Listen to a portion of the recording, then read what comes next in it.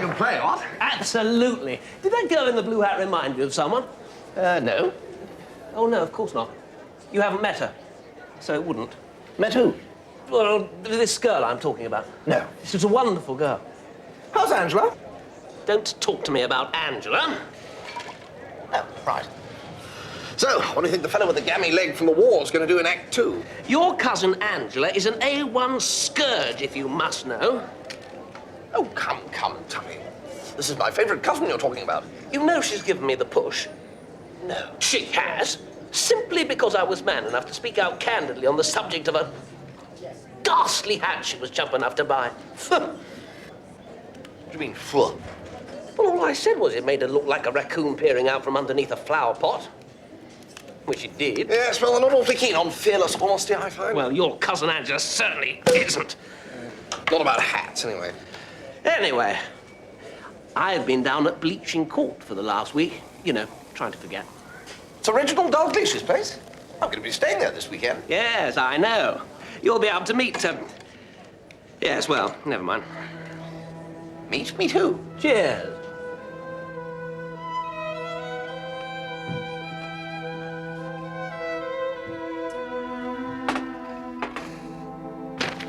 Dash it, Jeeves. I wish you'd at least put it on another table for a change. Sir? I mean, every day, the same old time, you come in with the same old tray and put it on the same old table. Just fed up with the monotony. It's the balliness of it all makes it all seem so bally. Would you like me to put it on another table, sir? No, Jeeves, no, I'm not blaming you. No, it's just... Oh, by Jove, I mean to say, I've been thinking pretty deeply these last few days, Jeeves, and, well, I've come to the conclusion that mine is an empty life, Jeeves. I'm lonely. You have a great many friends, sir. Yes, I know, but you know that play? Oh, what was its dash name? The one I saw last night. No, sir. It's not what you call it. Anyway, the hero's a chap who's buzzing along through life, you know, quite merry and bright, apart from his gammy leg from the war. And all of a sudden, this kid turns up and says that she's his daughter, left over from Act 1. It's absolutely the first he's ever heard of it. So obviously there's a bit of a fuss, and they say to him, "What ho?" And he says, "What ho?" And anyway, he takes the kid and they go off together out into the world. Very inspiring, sir. Yes, well, I thought so, yes. Well, what I'm driving at, Jeeves, is that, you know, I envied that chappie. You know, having a jolly little girl clinging to him trustingly and whatnot. Someone to look after, if you know what I mean. Yeah, I wish I had a daughter. I wonder what the procedure is. Marriage is, I believe, sir, the preliminary step for those willing to undergo its rigors. Yeah, yes, I suppose so. Oh, well.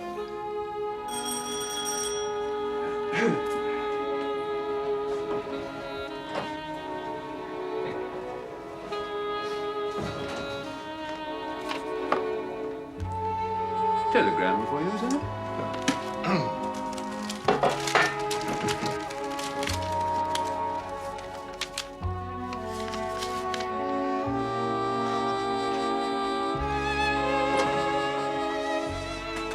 Rummy communication this, Jeeves, from Mr. Glossop. Indeed, sir. When you come down, bring my rugger boots. Also, Irish water spaniel. Urgent. Regards, Tuppy. You know, I'm worried about Mr. Glossop, Jeeves. From the way he was talking last night, I got the distinct impression that he's gone and got himself involved with that Dalglish girl down in Bleaching. Indeed, sir. Yes, apparently he's had some sort of bust-up with my cousin Angela. But I mean to say, Jeeves, if a girl can't, in the course of ordinary, everyday conversation, tell a chap to go and boil his head without said chap turning to the arms of another, well, I mean, where are we, Jeeves? Where indeed, sir? Well, I think we owe it to my cousin Angela to prize Tuppy apart from this interloper. Very good, sir. Alors, Jeeves, les gants de monsieur, le chapeau de monsieur, et le poignet de monsieur. I tell you what, Jeeves. Sir? In our recent discussion, children, pattering feet and so forth, I could always marry Bobby Wickham. Get started that way. Oh, no, Jeeves, I know we had an unfortunate experience the last time I was going to propose to her, but she's a good egg, Jeeves, you can't deny that. Well, sir... She's playing at the South Hearts Ladies Tennis Championship today. Book us a couple of rooms at the local caravanserai and we'll pop in and see her on the way down to Bleaching. Very good, sir. Jeeves. Yes, sir? There is a tone that comes into your voice whenever I mention Miss Wickham. If I didn't know you better, I'd almost call it a sigh. Oh, no, sir, I assure I'll you... try and eradicate it, Jeeves. Very good, sir. Miss Wickham is an absolute corker, and as such is a worthy mother to my children. She may have her faults, but she's absolutely chock full to the brim with fizz and ginger. Precisely, sir. Jeeves. Very good. Bertie! Bingo! I was just on my way to find you, Bertie. I wanted to ask you a question. Ask away, Bingo. Do you like the name Mabel? No. Oh.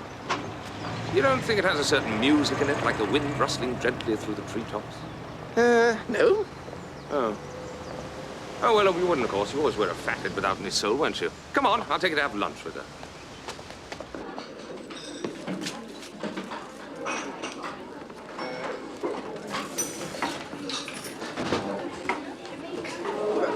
Sure this is the right place, Bingo? Sit down, Bertie.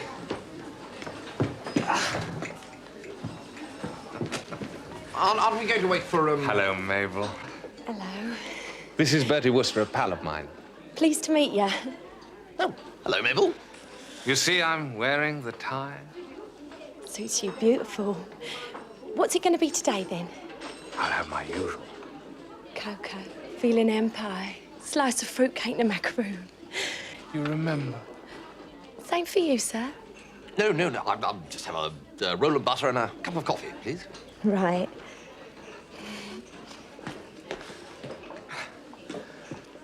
Well, Very nice. you don't think she's the most beautiful girl you ever saw? Absolutely. So what I thought was, Bertie, if you don't object, I'd like to put my problem to Jeeves. What problem? My Uncle Mortimer, of course, you poor fish. What do you think he's going to say to my marrying Mabel? Ah, you're going to get married, are you? Of course we're going to get married. Well, that's a coincidence. Because I've decided I'm going to marry Bobby Wickham. Oh, never mind that. He'll tie himself in knots on the hearthrug. One of these emotional Johnnies, is he? I'm pretty well dependent on the old boy. If he cuts off my allowance, I shall be very much in the soup. Somehow or other, his mind has got to be prepared to receive the news. But how? Well, that's a fat lot of help.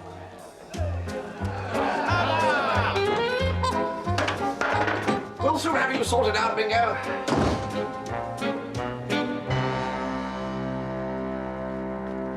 Good heavens, Jeeves. Is that an Irish water spaniel? No, sir. No such animal was available at short notice. I thought an Irish wolfhound would make an acceptable approximation. Well, I don't know, Jeeves. Tuppy was pretty specific in his telegram. What about the rugaboos? I collected them from his housekeeper, sir. Good. Well, Bingo's got a bit of a problem, Jeeves. Delicate subject, Jeeves, as a matter of fact. Very good, sir. Jeeves? What on earth's the matter, Jeeves? Jeeves? I apologize, sir. It was unforgivable of me. I shall be better directly. It's just Mr. Little's tie, sir. It has little horseshoes on it. Oh, yes, I noticed that. It's sometimes difficult just to shrug these things off, sir. However, what was it, sir, that Mr. Little needed advice on? It's about his uncle. Would that be Lord Bittlesham, who lives in Pounceby Gardens, sir? How do you know he lives in Pounceby Gardens? I'm on terms of some intimacy with Lord Bittlesham's cook, sir. In fact, there is an understanding. Do you mean you're engaged? It might be said to amount to that, sir, yes. Huh. Well. She is an excellent cook, sir. My Uncle Mortimer is quite likely to cut off my allowance, so you see, penury is staring me in the face, Jeeves. One thing does occur, sir. I was speaking to Lord Bittlesham's valet only the other day, and he was telling me that it has become his principal duty to read to Lord Bittlesham in the evenings. If I were you, sir, I would volunteer to take over that particular task. Old man moved by nephew's kindly action, you mean? Partly that, sir. I was relying, however, more on Mr. Little's choice of literature.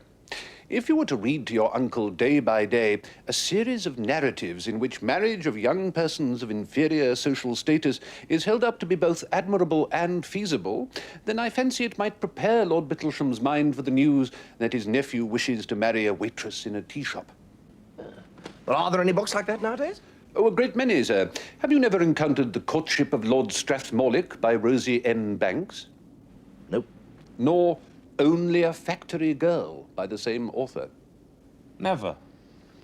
My aunt owns almost a complete set of Rosie M. Banks, sir. I could easily borrow as many volumes as you might require. They make light, attractive reading. All right then, Jeeves, you toddle off to your aunt's and grab a couple of the fruitiest. May as well give it a dash, eh? What do you say, Bingo? Oh, anything, Bertie. I'll start straight away.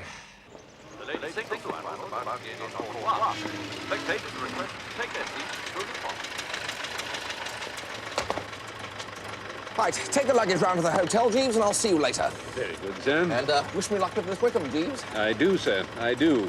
Most heartily.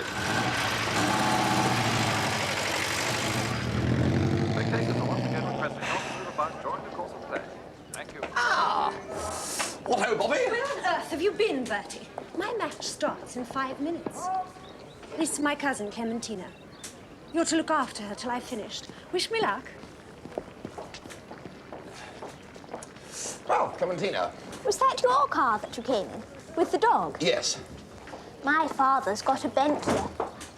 Really? Oh, well, I may as well ankle over and watch the match, eh? They've got strawberries in the tea tent.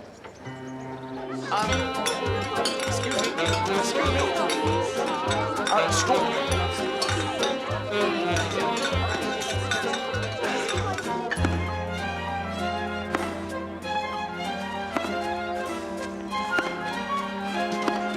Right, now you better hurry up and eat those, we'll miss the match. You didn't get any lemonade.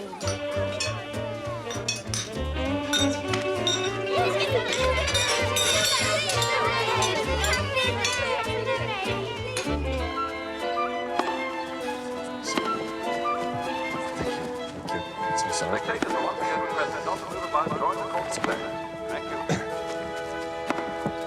they have any ice cream? No. I saw a boy eating one. Excuse me. Sorry. Game to Miss Wickham. Miss Wickham leads 4 games to 3.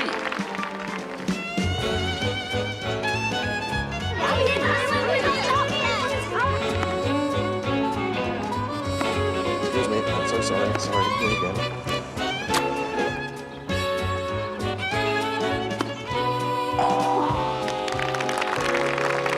Game set and match to Miss Wickham.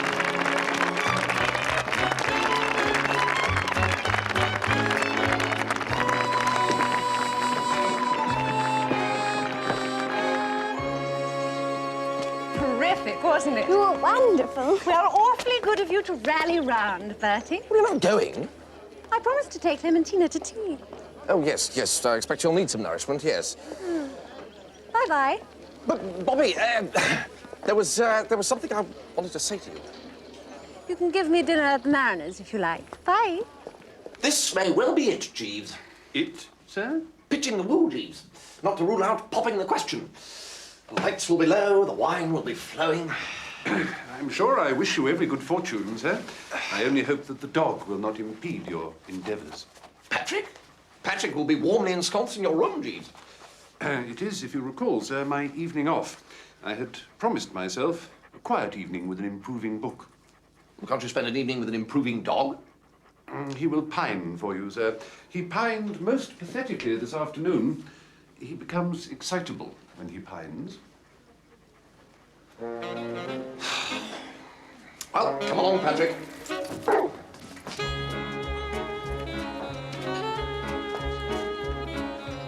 Come on, Bobby. She's forgotten Patrick, I know it. Hello, Mr. Wooster. Are we late? No, no. This is Patrick. Clementina loves animals. Of course, she's not allowed to have them at school. Well, what can you expect of a dump like St. Monica's? No, no. He's sweet. Bobby, I wanted to ask you something. We shouldn't let the waiters tease the dog like that. No, no, I suppose not. Bobby, there comes a time in a man's life. Are we going to have ice cream? And double 19 to finish, I think. you, gentlemen. Most enjoyable. Wherever did you learn to play like that, Mr. Jeeves? One picks these things up as one passes through life, my dear. That was lovely, Bertie. Oh, well, I'm glad you enjoyed it, Bobby, because, well, what I mean to say is... Do you think Patrick would be sick if we gave him some ice cream? Yes. Bobby, we've known each other a long time, and... Excuse me, Miss Wickham. Your car is here. Oh, no. Look at the time. Car? I'll just catch the 9:45 if I hurry. I absolutely promised to go to a party tonight in London. Party? But... Oh, Bertie, could you do me a terrific favour? Well, yes, all right. Take Clementina back to school for me, will you? School?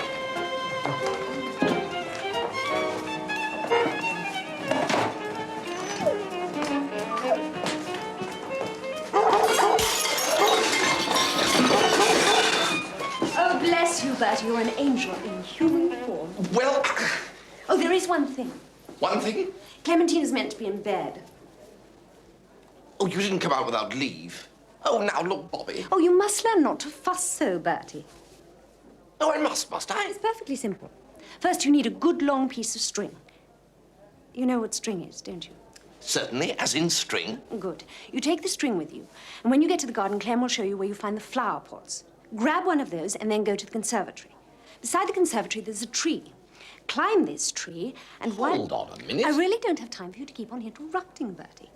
Climb the tree, tie the string onto the flower pot, climb down the tree, holding onto the string, retire to a safe distance, and then let go. The flower pot drops and smashes the glass. While someone comes out to investigate, Clem sneaks in and goes up to bed. All right? Tree, flower pot, conservatory, string. Ah, Jeeves. So, what happened to the quiet evening with an improving book? I felt the need for a change of air, sir. Ah, well, Jeeves, now you'll no doubt be surprised to learn that something in the nature of a hitch has occurred. Did your proposal meet with a sympathetic ear, sir? No, it did not, Jeeves. As a matter of fact, it didn't meet with any ear at all.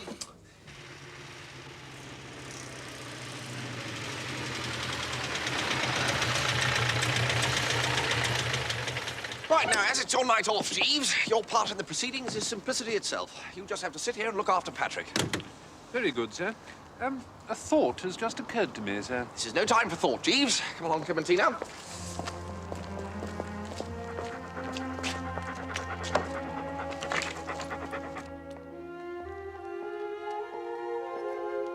The conservatory's over there. And that's where the flower pots are. Right, well, goodbye, Clementina. Good luck. Thank you, yes.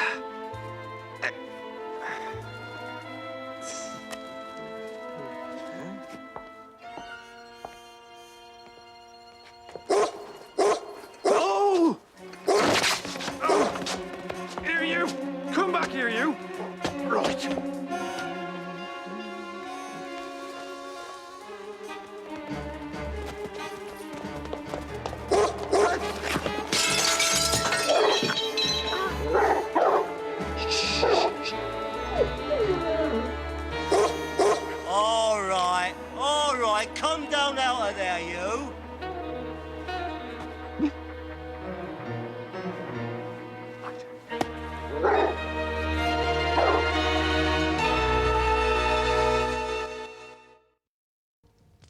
Barbara tossed her auburn curls rebelliously.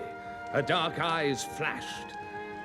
Her father might be only a mill hand, but she had the pride of the Ormskirks. That same pride that had prompted her grandfather, old Stanley Ormskirk, to stand firm when threatened with eviction from his humble cottage by Lord Grantchester for refusing to doff his cap. Get mistress to see the prisoner, Constable. Very good, Sarge. I am so sorry, Mr. Wooster. This is a disgrace. Oh, right.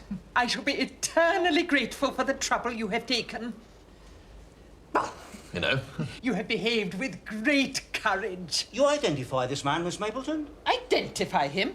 Of course I identify him. You are an imbecile, officer. You have bungled this whole affair by mistaking Mr. Wooster for a burglar. He was up a tree, ma'am. Of course he was up a tree. No doubt you had climbed the tree in order to watch the better, Mr. Wooster. Yes, that's right, absolutely. To watch the better. Got it in one. The officer is a fool, Mr. Wooster. By this time, no doubt, thanks to his idiocy, the miscreants you spotted have made good their escape. Probably. Release Mr. Wooster at once, Sergeant. Release this man, Constable.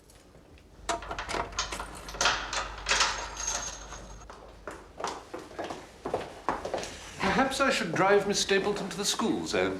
Well, yes, of course. No, I intend to walk. Perhaps I shall catch sight of those desperados as I go. Good night, Mr. Wooster. Good night. Mr. Jeeves, I look forward to seeing you tomorrow. Thank you very much, ma'am. Now, Jeeves, perhaps you'll be good enough to explain to me what on earth has been going on. It occurred to me, sir, that the most judicious course of action was simply for me to ring the doorbell and request an interview with Miss Mapleton, and while the maid had gone to inform her mistress, to introduce Miss Clementina into the house unobserved. And you told the old dragon that I was on my way to call them home, was now out in the garden, chivying burglars with my bare hands. Precisely, sir. Jeeves, I should have been guided by you from the first. It might have spared some temporary unpleasantness, sir. Talking of which, Jeeves, you know, I've been thinking about adoption. Adoption, sir? Yes, I mean, adopting a kid. You can adopt them, you know, and it saves all this marriage malarkey. But what I want to know is how to start about it. The process, I imagine, is highly complicated and laborious, sir. It would cut into your spare time. Cut into it half as much as marrying Miss Wickham. Oh, by the way, Jeeves, what did Miss Mapleton mean about seeing us tomorrow? In order to lend verisimilitude to my story, sir, I informed her that you were a renowned orator, sir, currently on a tour of the home counties. Good Lord, Jeeves. Upon learning this, Miss Mapleton was most anxious for you to address the girls of the school.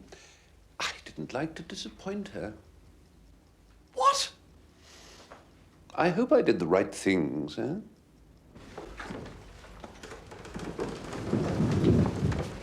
Girls, I have a treat in store for you this morning. One of our great public speakers has taken time from his busy schedule to address you with a few words of wisdom. Mr. Bertram Wooster.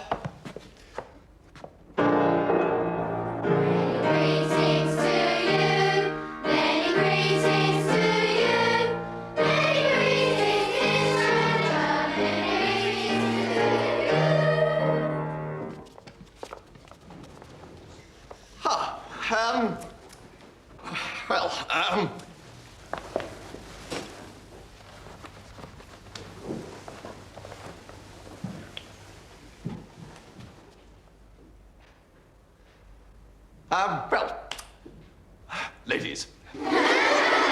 Girls? Good morning. That is to say, what-ho. Well... Perhaps Mr. Wooster will give you a few words of advice which may be helpful to you in afterlife. Right, yes.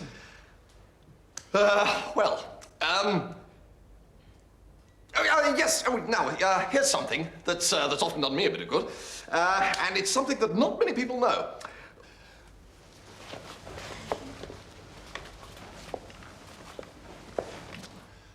Yes, well, anyway, my Uncle Henry gave me the tip when I first came to London.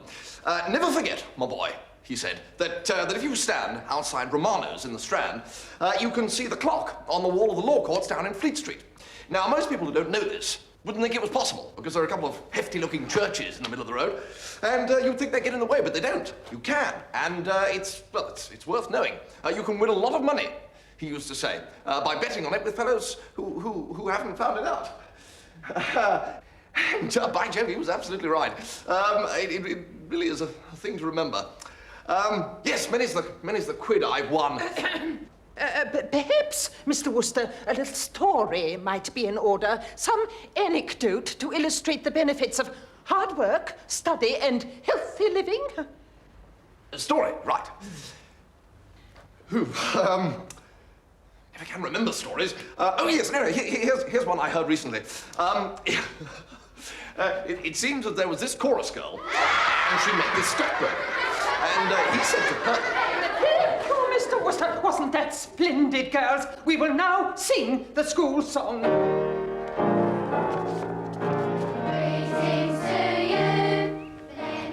Let's go, Jeeves. Your address was successful, I trust, sir? Oh, yes, went like a breeze. Can we get a move on, Jeeves? The tall, young man smiled crookedly, lifting his oil-grimed hands in helpless apology. Myrtle's eyes flashed. She tossed her blonde curls. She was not to know that this figure in stained overalls and with a worn cloth cap set at a jaunty angle atop a head of unruly curls was the 14th Earl Strathmollick of Strathmollick, Lord High Keeper of Dunoon Castle and Laird of 10,000 fertile acres in his native Dumfriesshire. I do trust that your experience at St. Monica's has not spoilt your taste for the adoption of young girls, eh? Well, I must confess it has given me pause, Jeeves. Am I wrong in thinking that all little girls are hard-bitten thugs of the worst description? Your definition is sadly near the truth, sir. But we must console ourselves with the thought that life without the blessings of children does have its compensations. No, Jeeves. No. I'm too young to give in to such cynicism. I'm an idealist, Jeeves. Very good, sir. My sister, Mrs. Schofield, is coming back from India soon. She's the one with the 3 little girls. I refuse to believe that my own kith and kin can be described as hard-bitten thugs. We Woosters may have our faults, but hard-bitten thuggery has never been one of them. Well, sir... I can give up the flat and take a house for them all to come and live with us. Indeed, sir. I can be a proper uncle to them.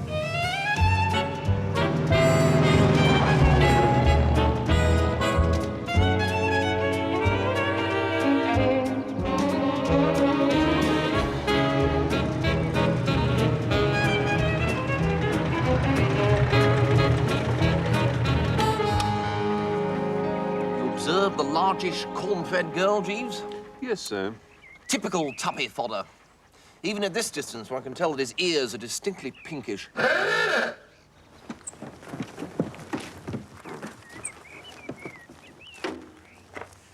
Hello, Bertie. Hello, Tuppy. This is Miss Dalglish. How do you do? Hello. Mummy and Daddy are in the sitting room, I think, if you want some tea. What on earth's that? It's an Irish wolfhound. It's for you. That's no good to me. I asked for an Irish water spaniel. Well, they run out. Oh, really, Bertie? You coming, Hildebrand? Yes, I'm just coming, Daisy.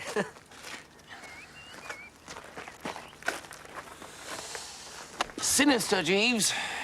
You noticed that the subject was looking like a stuffed frog? There is something ranine in Mr. Glossop's aspect, sir, yes. Particularly about the eyes. Precisely, Jeeves. I think our fears are justified. The thing seems serious. Heard from Angela at all, Tuppy? No, I have not. And I have no wish to hear from a little blighter. Yeah. Angela's awfully fond of you, you know. Oh, is she indeed? Well, she's got a dash funny way of showing it. Yes, well, they do have, Tuppy. They're not like us. In passing, old boy, what did you want with a water spaniel? I wanted to give it to Daisy. Look, Bertie, I might as well tell you. I'm in love at last. It's the real thing. Oh, how different she is, Bertie, from those hothouse artificial London girls. I mean, would they stand all afternoon in the mud watching a rugger match? Would they know what to give an Alsatian for fits? I mean, would they tramp 10 miles a day across the fields and come back as fresh as paint? No. Why should they? You wouldn't understand, Bertie. Anyway, she set her heart on an Irish water spaniel. Dash nuisance you couldn't get one. Oh, give her your rugger boots. Oh, by the way, what did you want them for? Look, I happen to be playing in a match tomorrow. Upper Bleaching versus Hockley cum Meston. Well, Daisy was rather keen that I help Upper Bleaching out. Yeah. So you'll be playing for Hockley? Very funny. No, it's not like an ordinary rugger match. In fact, it's not really rugby at all. Apart from anything else, they play in the middle of summer, and the two villages absolutely loathe each other. And the rules are a bit more, well, relaxed. Started long before rugby was invented. First game was played in Henry VIII's time, you know. Lasted from noon till sunset, and 7 players were killed. Killed? And 2 spectators. Oh, but it's not like that anymore, Daddy. It's 3 years since anybody actually died, isn't it? Yes, I know. Still, damn good fun, though. Hildebrand's going to be the hero of the village.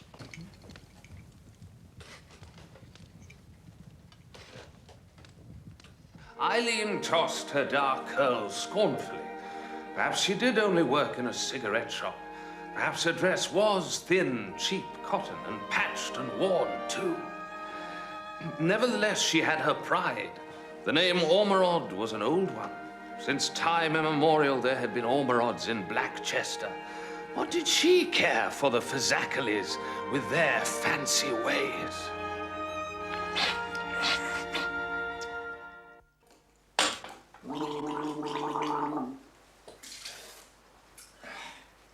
The citizenry of Upper Bleaching seem to look forward to this match each year, Jeeves, as a chance to settle old scores with a neighbouring village. A common enough circumstance in the sporting world, sir? Yes, so we must act swiftly in order to save Tuppy. He refuses to do the sensible thing and slide out, because the girl will be watching the game, and he says it'll make him feel like a knight of old jousting under the eyes of his lady. It does sound like an acute case, sir. Yeah, so we must employ guile. You'll go to London first thing in the morning, Jeeves, and send a telegram, signed Angela, which will read as follows. What would a girl say, Jeeves, who, having had a row with the bird she was engaged to because he said that she looked like a raccoon in her new hat, wanted to extend the olive branch? If I might suggest, sir, I fancy the following, as from Miss Angela's mother, might meet the case. Return immediately, Angela seriously ill and delirious, calling your name piteously and saying something about you being right about the hat. Catch the earliest possible train, Dahlia Travers. Yes, well done, Jeeves, yes. Just one more spot of devilish cunning. Send it off in time for it to arrive at 2:30. By then, Tuppy will have started for the ground. I'll take it down and hand it to him during some lull in the battle. By that time, he'll have discovered what sort of rugger match he's in for.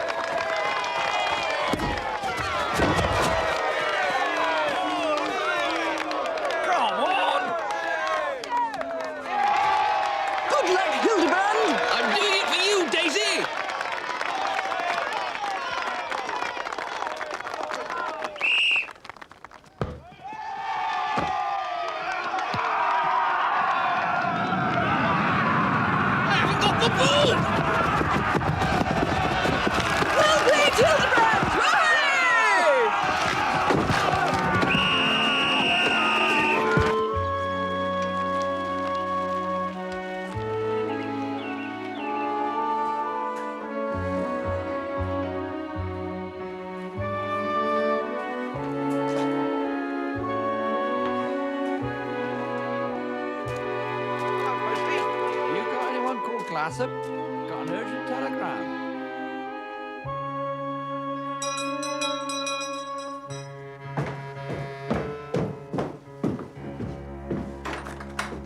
Oh, afternoon, sir. Telegram for Glossop. Yes, thank you. I'll take it.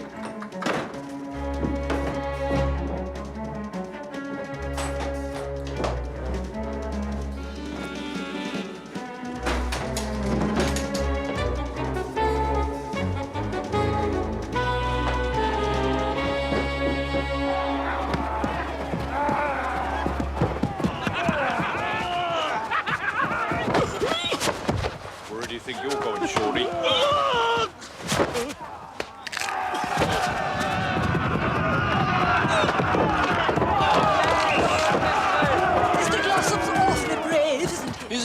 fool!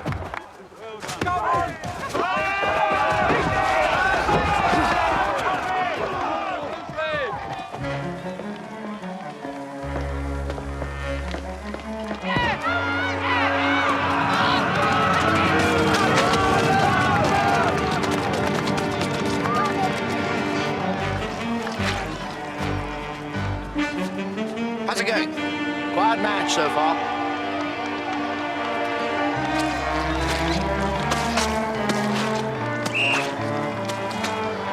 Tuppy, old man. A telegram for you. Do you think I've got time for telegrams now? Ah, but this one may be fearfully urgent. Here it is. Oh, gosh, I left it at the house. Oh, well, it doesn't matter. No, but it does. I mean, it probably does. It's probably something you ought to read at once. If I were you, I'd just say a few quick words of farewell to the murder squad and come back to the house right away. Do you think I'm going to slink away under her very eyes? Good God! Besides, I'm not leaving the field until I've thoroughly disemboweled that blonde-haired bounder. Do you notice the way he keeps on tackling me when I haven't got the ball? Isn't that right? Of course it's not right! Well, I'll tell you one thing. A bitter retribution awaits that bird, Bertie.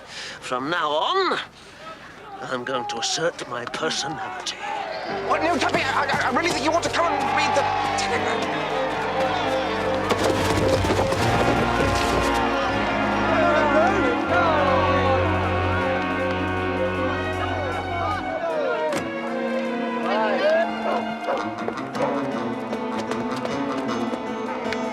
Come on, Hildebrand!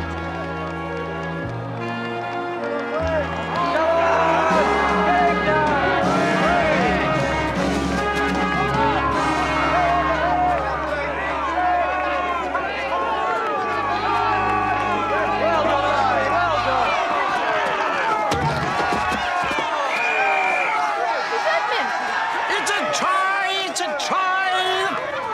Scored! I jolly well scored!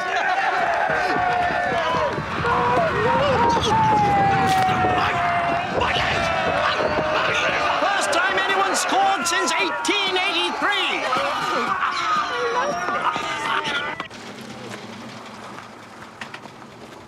Bertie! Hello, Bingo. What are you doing here? Constable.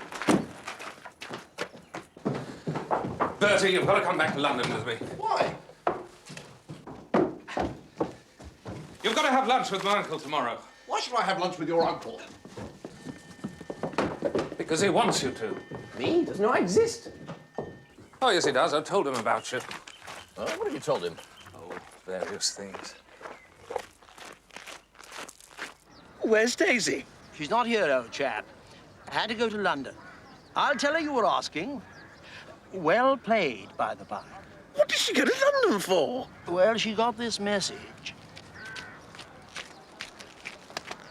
Jeeves, you're back. Yes, sir. I arrived shortly after the second half, well in time to see Mr. Glossop score his try. Try?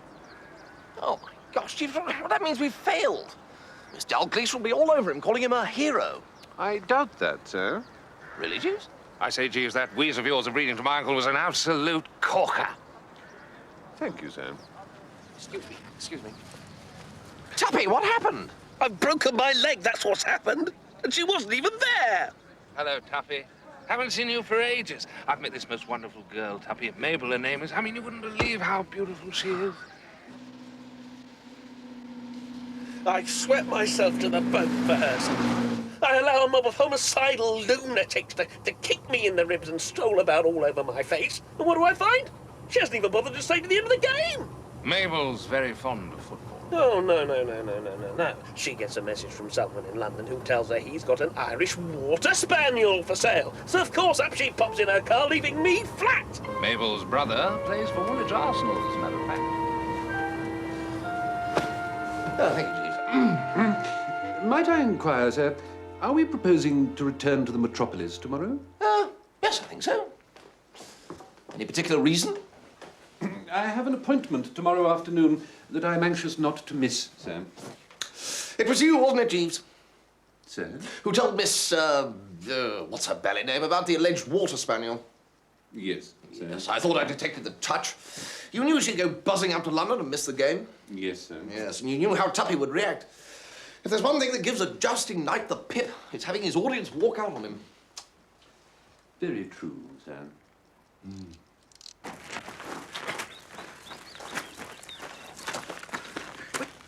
Look! There she is, see? Now she's got her blasted Irish water spaniel. She can't even be bothered to say goodbye to me. Open the door. Oh! Do you know she had the almighty gall to come and visit me in hospital last night? Did I ever tell you about the time Mabel and I went to the races at Sandown? I mean, all she could talk about was that blasted animal. Ugly beast, if you ask my opinion. Mabel would never do that. Mabel and I have a code. And to think I fancied I loved a girl like that. I mean, a perfect life partner she'd make, I don't think. I mean, if you married a girl like that, she'd be bringing home Siberian eelhounds before you knew it. Oh, Tuppy, I forgot to give you your telegram.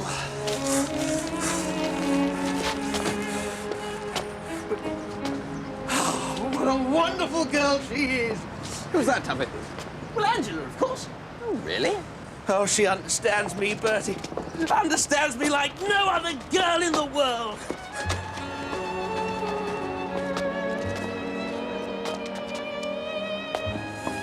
What I can't understand, Bingo, is why your uncle should ask a fellow to lunch whom he's never seen.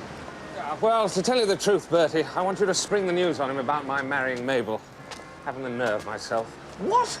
Hanged if I do. Good morning, Mr. Little. His Lordship is expecting you. No, now, if you think that... Mr. Wooster, I am proud, I am gratified, I am honoured. Oh, So young to have accomplished so much. Well, you know. Yes, well, we can talk properly over luncheon. Miss Watson has prepared a very special repast. Oh, Richard, little Margaret will be having lunch with us. I hope you don't mind. I'll just go and fetch her. What's he talking about? Oh, Margaret's my little cousin. She's all right. No, I mean about me having accomplished something or other. I haven't accomplished anything. Have I? The fact is, Bertie, I know you won't mind. I told him you were the author of those books I've been reading to him. What? I said Rosie M. Banks was your pen name. He'll listen to you now, absolutely hang on your words. But pitch it strong, Bertie, and keep steadily before you the fact that my allowance must be raised. What amazes me, Mr. Wooster, is that a man so young as you should be able to plumb human nature so surely to its depths. To play with so unerring a hand upon the quivering heartstrings of your reader. Oh, just a knack. How many words are there in a novel, Mr. Wooster? Words? Oh, well, I never count. Just let it all come, that's what I say. Well, how many are there on a page? On a page? 20 or 30. I mean, it depends on the page. About 200. About 1,000, more or less. I mean, on a single page, you mean? Yes, about 10,000. I mean, that would be one of the bigger pages. You got a book handy? It's not important, Mr. Wooster. What is important, Margaret, is Mr. Wooster's splendid defiance of the outworn fetishes of a purblind social system. In the magnificent words of Lord Latchmore in Only a Factory Girl, be her origins ne'er so humble, a good woman is equal to the finest lady on earth. Ah, so you think it's all right for a chap in what you might call a certain social position to marry a girl of what you might call the lower classes? Oh, assuredly, Mr. Wooster. Bingo wants to marry a waitress. Richard, I honor you. You don't object? On the contrary. Well, I hope you don't think I'm butting in here, but his allowance and all that, he was rather hoping that you might see your way clear to jerking up the total a bit. Oh, I fear that can hardly be managed. It would not be fair to my wife. But you're not married, Uncle. Not yet, but I intend to enter that holy state almost immediately. Under the influence of Mr. Wooster's splendid books, I have persuaded Miss Watson, the lady who for so many years has cooked so wonderfully for me, to accept my hand in marriage.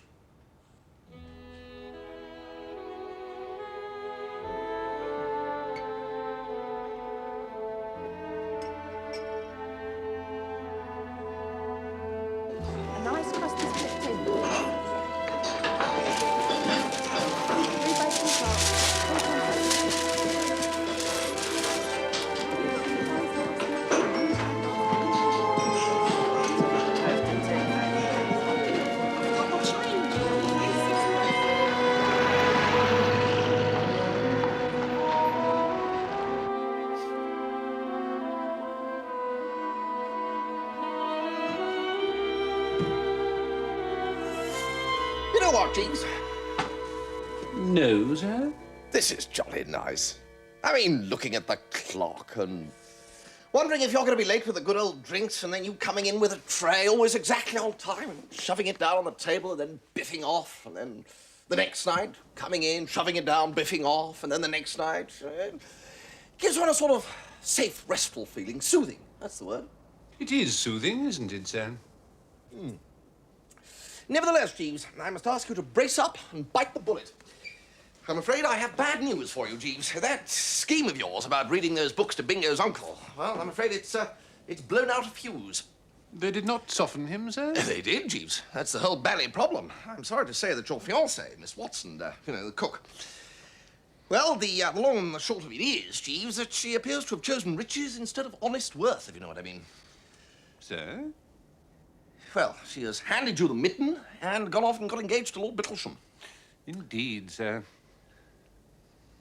Well, you don't seem very upset, Jeeves. To tell the truth, sir, I was not wholly averse to the severance of my relations with Miss Watson. I respect Miss Watson exceedingly, but I have seen for some time that she and I were not suited. Now, the other young person with whom I have an understanding... Good Lord, Jeeves. There isn't another? Yes, sir. By an odd coincidence, sir, it is the same young person in whom Mr. Little has been so interested. What, Mabel? Yes, sir. Good Lord, Jeeves. Well, poor old Bingo. Shall I contact the estate agents tomorrow, sir? Estate agents, Jeeves?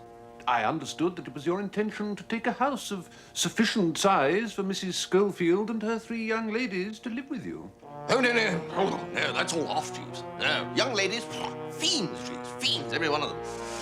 No, how they ever grow up into those adorable creatures that we know and love, I cannot fathom. No, I shall continue the monk-like existence which has characterized my life hitherto. Very good, sir. Oh, perhaps another small whiskey and soda might be called for. Very good, sir.